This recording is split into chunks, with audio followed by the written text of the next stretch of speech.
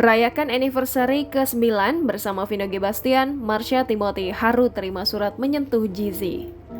Pasangan Marsha Timothy dan Vino G. Bastian sedang diliputi perasaan bahagia hari ini. Pasalnya, mereka tengah merayakan ulang tahun pernikahan ke-9 tahun. Marsha dan Vino menikah di Jakarta pada tanggal 20 Oktober 2012 lalu.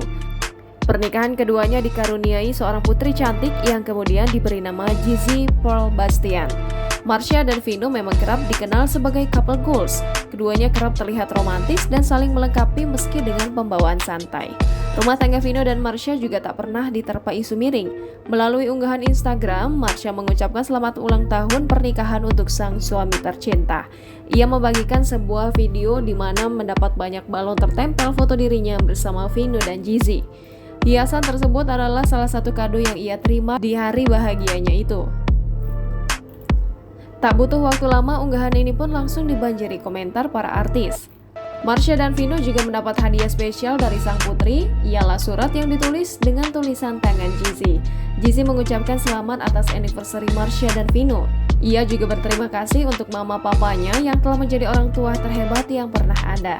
Marsha mengaku sukses dibuat terharu dengan kado yang diberikan putri semata wayangnya tersebut. Ia juga menyebut jika dirinya dan Vino sangat beruntung memiliki anak perempuan seperti Jeezy. Jangan lupa subscribe, share, komen, dan like ya!